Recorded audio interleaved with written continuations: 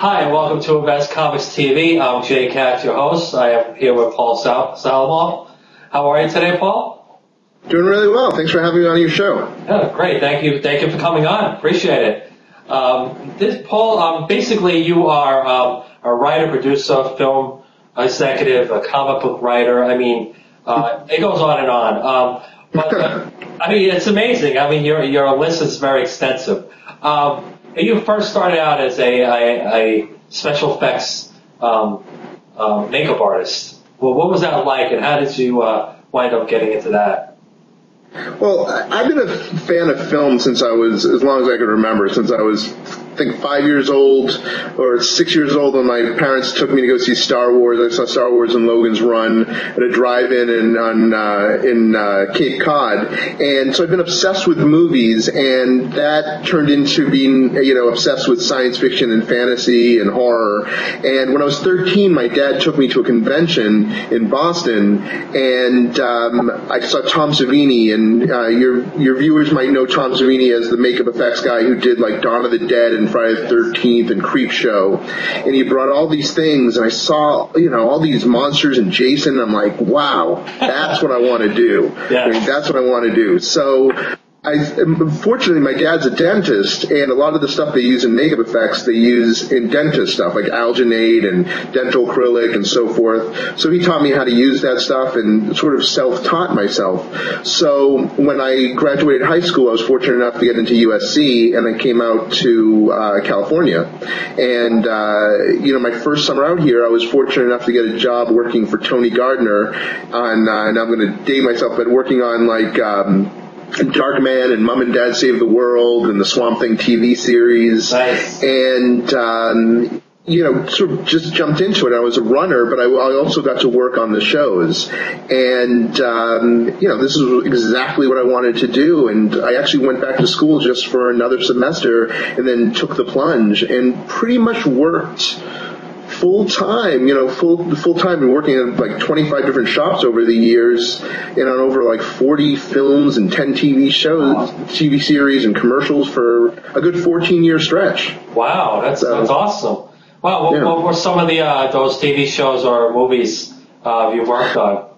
Well, like ones that really stood out to me, like I worked on Critters 3 and 4. Nice. I worked on Batman Returns and Batman and Robin. I worked on a lot of the Farrelly Brothers movies. One of my claims to fame is that I made the fake dogs and There's Something About Mary, and like the cow and Me, Myself, and Irene. Yeah, so awesome. That's cool. And I worked on Ed Wood, which was great. I made me and this guy Ken Hall made the octopus, the one without the the motor. Wow, that's really awesome. So my last couple of films were like Scary Movie 2 and Secondhand Lions. I think Secondhand Lions was my last official film, and I helped make The Lion, and I also puppeteered it. I'm a puppeteer as well, amongst my other things. Wow, that's awesome. I mean, as far as movies go, you've been executive producer, or you've written quite a few things. So you do screenplays as well, correct? Yeah, that's correct. I didn't expect to get into makeup effects so quickly, but once, so I started doing, a couple of years in, I started realizing, wow, not that I've sort of conquered being a makeup effects artist, but I had done so much that I wanted to do, and I started to look for other avenues. Also, when I got into when I got into makeup effects, it was already starting with sort of this downhill, sort of slow ride down. And I remember when we saw Jurassic Park, it was like, oh boy, we're screwed. Ironically, Jurassic Park led the way for a renaissance in makeup effects, because there was a lot of movies got made that couldn't be done all digitally, so they still required, makeup effects. But at that point, I had already started looking for different avenues, and it was really writing for me that I really loved and enjoyed. And taught myself how to be a screenwriter, and started writing scripts, and then was fortunate to get stuff started being produced And then when I decided to starting to leave makeup effects, I started producing stuff as well, and really side by side started producing and writing. That was sort of a new avenue in my career. So basically, when I would take time off for makeup effects and write screenplays, or when I would have downtime, I would produce stuff. So that's pretty awesome. I mean, you produced interesting. Yes, that's awesome. I mean, you produced things like Wes Craven movies. Do you know Wes? I met him. I'm also involved with the Academy of Science Fiction, Fantasy, and Horror Films.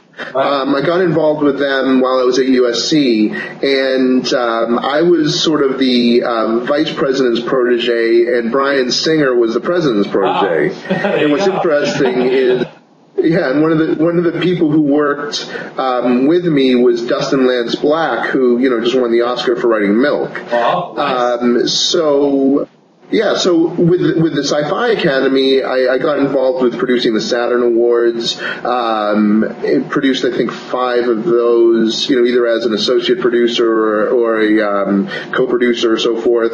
And I got to meet a lot of you get to meet a lot of people, you know what I mean, when you're doing that. And, a lot of people like Wes are big supporters of the Academy. So it's sort of ironic that years later I wind up, I was a production executive on Wes Craven's The Breed. Right. So it was a movie that he produced, but I was with a company called David Lancaster Productions. I was their VP of production. And so I was a production executive on that. Wow, that's pretty awesome. And as far as you being a screenwriter, did you co-wrote a book, or you wrote a book about screenwriting? Because I have a couple of screenwriting scripts that I've been sitting on for about 20 years now. And basically I was like, I seen that you wrote the book. I was like, wow, that's pretty cool. I gotta check that out to see what I'm doing wrong. Well, actually, the book I wrote, I've actually written 2 nonfiction books. The first one was called the Complete DVD Book. I've actually produced a lot of stuff, DVD content, like stuff for Buffy the Vampire Slayer and Insane Clown Posse, and for those who know Film Thread, I ran Film Thread DVD for about a year. The other book I wrote while I was still doing makeup effects. It's called On the Set. It was originally called Movie Sets 101, but it's called On the Set. So it's not primarily about screenwriting, it's more about all the information you need to know about working on a film set. Okay. And because one of the things that occurred to me is when I was doing makeup effects, I still had to know all these things about all these other departments, especially like rules of etiquette and so forth, because I was getting yelled at constantly. Like, you take a picture on a set and you don't yell flashing, you get yelled at. Well, how was I supposed to know? I make monsters for a living. You know what I mean? I don't know what an inky is. You know what I mean? I don't know, what, hair in the gate means. So I realized after doing some. Well, it means if there's actually a hair in the gate is, on the front of the camera there. I mean, in the camera. I did some research and I realized that there's really no books like that. There's books for PAs or there's books for actors, but there was no books that were just general, like, hey, this is the information you need to know. These are terms you need to know. These are rules of etiquette you need to know. And what was great is because I knew all these people through working on films and the Sci-Fi Academy, I got like over 70 people in the industry to help me out, and I did expanded sections with sort of advice from experts. So I had people like Wes Craven and Gail Ann Hurd and Tom DeSanto, who produced all the Transformers and X-Men movies, and Owen Roisman, who shot The Exorcist, and Bill Butler, who shot Jaws. Up and down the ladder. Like just really from the top tier people down to just, PAs and, your day-to-day people on the set. Very nice. So what's exciting about the book is it's now used in film schools around the world. Wow, really? So, yeah. Wow, that must make you feel good about that, huh?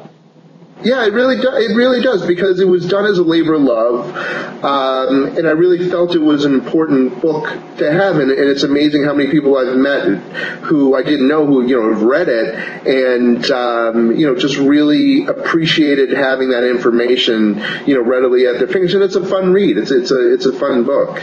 Wow, cool. It's a real fun book. I can grab it off my shelf over here. And Sure. We'd love to see it. This is it's actually the 2009 edition. There we this go. is on the set, which you can actually get on Amazon and at bookstores and so forth. But awesome. it's worth checking out. It's a lot of fun. So how's that for product placement? That's great. There you go. That's great. I should be expecting that signed book in my mailbox after the interview, hopefully. Sounds good. No, the funny thing is, with all of the things that you've done, Paul, I also seen in your bio that you have like an involvement with video games as well, which was amazing to me. Yeah. I mean, talk about an extensive resume. Tell us about your video game involvement. Well, it's kind of funny. I sort of fell into the whole video game thing as a producer. I was one of my really good friends who actually, I think we've been friends since junior high school, I think, had moved out to California, and he got involved with a company called GNet Media, and they specialize in doing marketing for video games. And they were looking for another producer. I believe at the time we were doing stuff for Gears of War 2, I think it was like Gears of War 2 and Dead Space. Right. And so he brought me in as a producer, and at the time, I hadn't been really playing contemporary video games. I had Atari and Coleco when I was growing up. Me too. And I'm watching these interviews, and people are just going crazy about how great these video games are, and they can't stop playing them and so forth. And I was like, well, what's so great about these games? So I bought a PS3. Yeah, I bought a PS3, and it came with Uncharted and Infamous, and boy, as soon as I played Uncharted, I was like, wow, okay, I get it now. I totally get it. This is what it's all about. Right? And yeah, that's what it's all about. And, GNet, I was just working for them as sort of a freelance producer, but they would bring me back, and I worked on Fable 2 and Mafia 2. What else did I work on? Mass Effect 2, a lot of sequels, right? Mass Effect 2, and then I was just working just a couple of months ago on the Adventures of Tintin video game, which is a Ubisoft game, and which is the Spielberg, Peter Jackson. And what was so amazing about that is I got to interview Steven Spielberg at Amblin for about half an hour, and that was absolutely just unbelievable. The whole time, just think, I'm like, I can't believe this is happening. I am talking to Steven Spielberg, and wow, yeah, being a lifelong fan, yeah, it was absolutely. He was a totally great guy. We even geeked out about Doctor Who. I'm a big Doctor Who fan. I don't know if you can see any of the stuff behind me, but there's a bunch of Cybermen right underneath that monitor over there. But yeah, so that was just an amazing thing. And the game, The Adventures of Tintin, looks really great, and it was a fun project to work on. Wait, is that? See, I'm not really a video game connoisseur. Is that game out yet, or is it coming out? I don't know. No, that game will be released with the timed with the movie. So the movie comes out worldwide, I think, in October, and then in the United States it comes out in December. So the game, I think, comes out in December. Okay, what is? You totally threw me for a loop here because I have no idea what that movie's about. I don't even know, what is this movie about? It's a Steven Spielberg movie. Yeah, Adventures of Tintin, for those not in the United States, everywhere else, it's one of the biggest comic book properties. It's been around since, I should know this, like 29, I think it was. It's been around forever.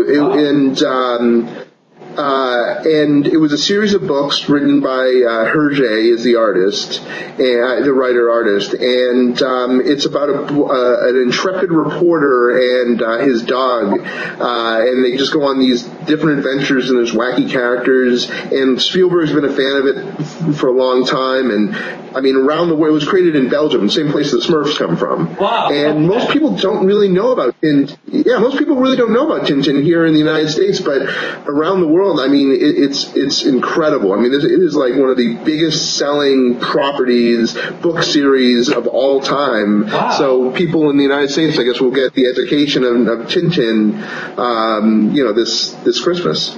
Wow, I'm really looking forward to that now. And the fact that you're involved, that's pretty awesome, you know? Yeah, well, involved with the video game. Well, So right, yeah, involved that's what I with mean. the That's marketing pretty on the video game. Sure. Yeah. Absolutely. Yeah. All right, cool. What we're going to do, Paul, we're going to take our first quick break, and then when we come back, we'll start touching on all the comic book areas that you're currently doing and the future. Okay? So we'll be right back, Paul. Sounds good. All right.